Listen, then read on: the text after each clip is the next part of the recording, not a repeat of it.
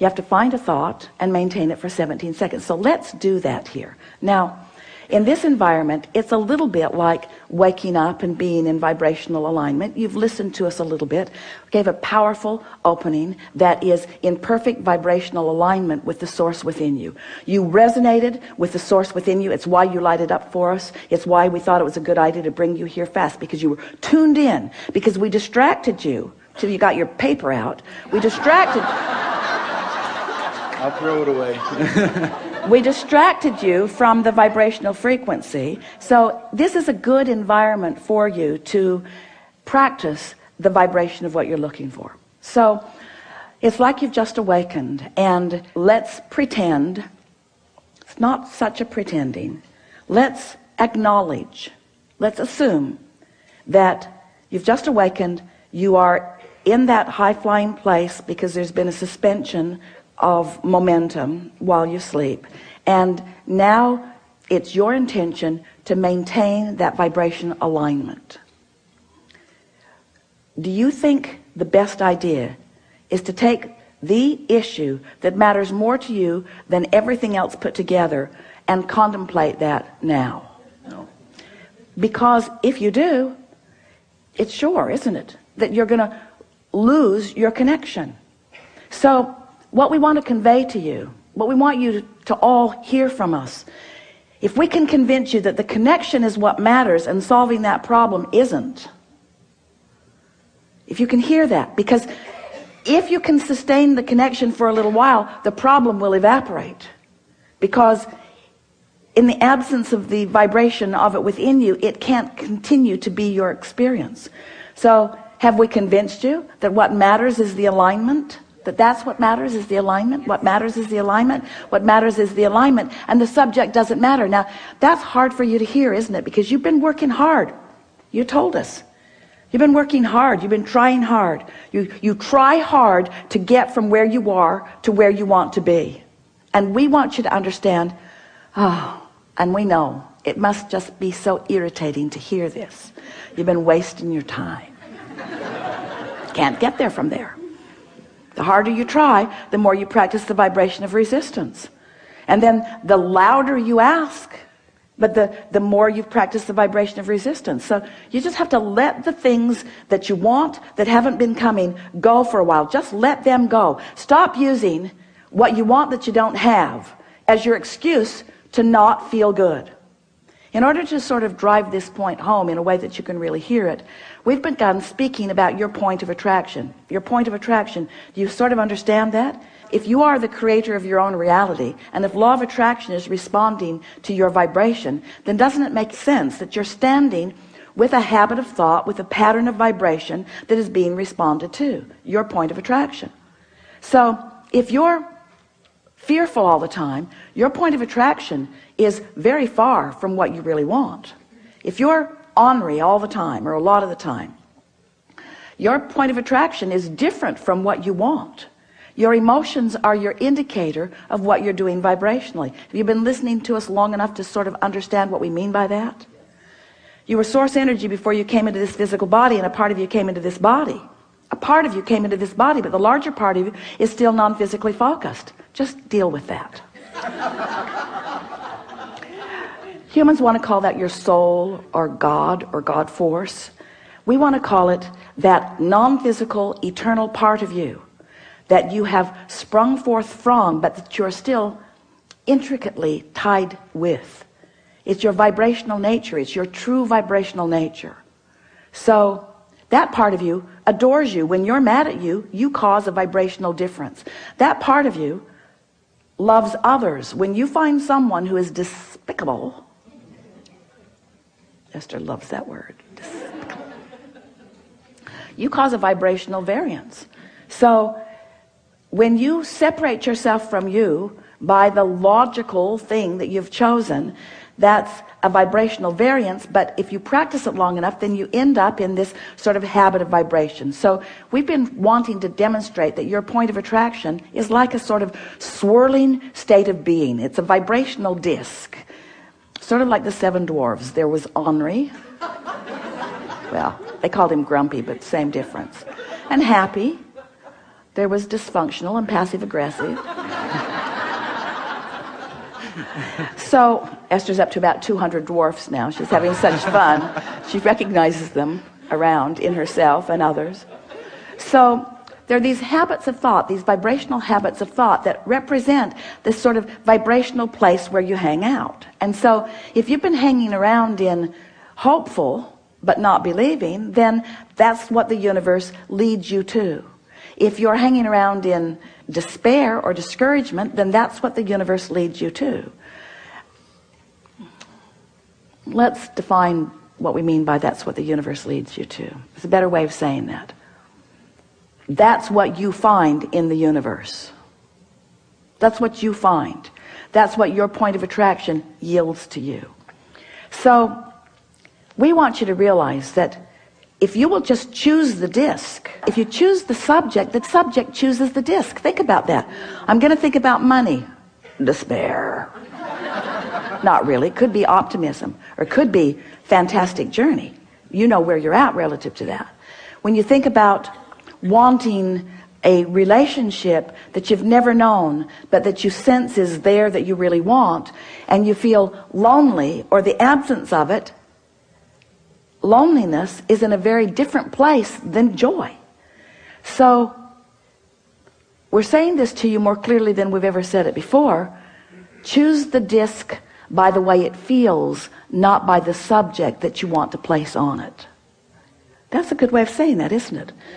So when we say, what are you going to think about? Your answer, if it's a really good answer, is anything that keeps me up here. Oh, well, are you going to think about the things that are important to you? No, that would take me down here. Because the things I really want, now we know, you know, we're playing with you because we see you progressing and having wonderful lives in many regards, but you know what we're getting at. Sometimes the things that matter to you most don't make you feel that good because the vibration that you've practiced isn't one of knowing or expecting. Every subject is like a big long stick or a little short stick, doesn't matter. It's a stick. A really big long stick that has two ends on it. On one end of it is what is wanted, and on the other end of it is the absence of what is wanted.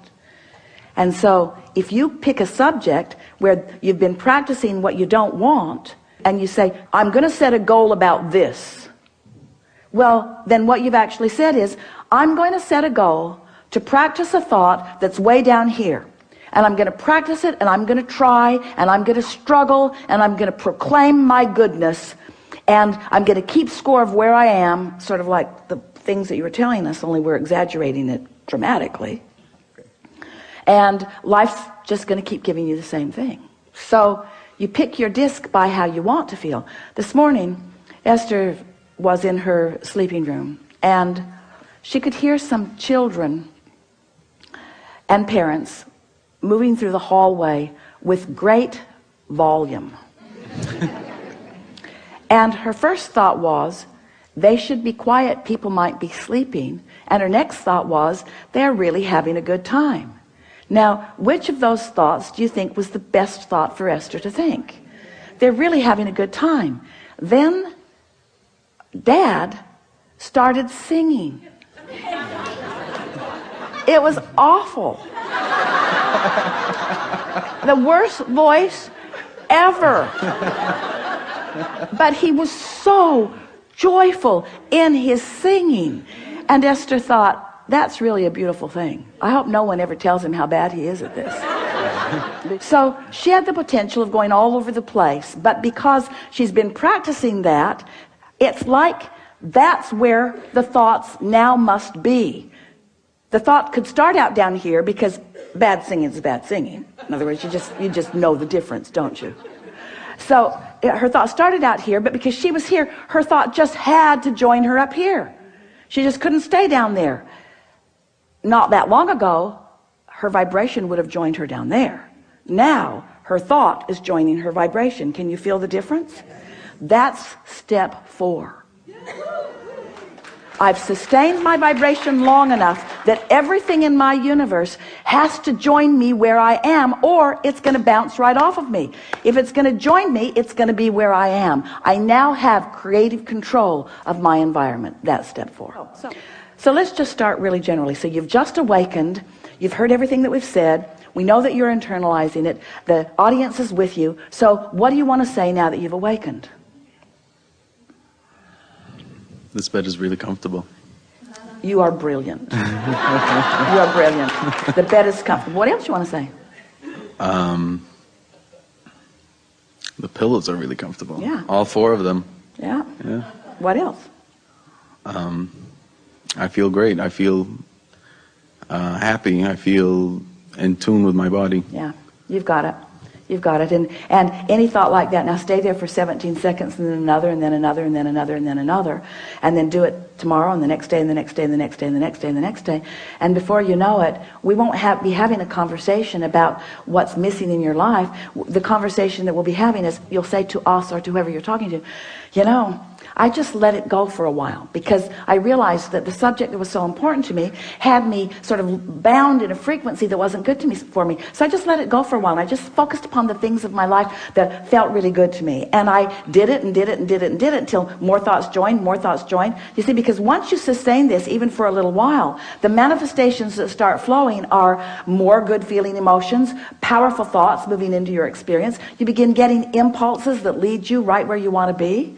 What Esther is discovering, now that she's there so much of the time, is that she'll get an impulse to do something that formerly she thought would not have been a very good idea to do it, but she'll do it, and then something will unfold that for just a minute she'll think, oh, I'm not sure if that was a very good idea either, but then that will cause a question to be asked within her that will bring a solution, and she'll realize, I was just led right down a path from where I am to where I want to be. Because she's heard us say, and you have too, that the source within you knows where you are in relationship with everything you want, and knows exactly what the path of least resistance is to get you there. But you've got to try a little bit to be on a vibration of least resistance. And as you start hanging out in a vibration of less and less and less resistance, it's just going to amaze you at first when you realize how smart non-physical is, how caring they are about where you are, how much they know about where you are in relationship to where you want to be. And they'll just guide you and guide you and guide you and guide you. And you know what the best part is? The journey is so fun. You keep thinking it's the destination that's going to ring your bells. The journey rings your bells.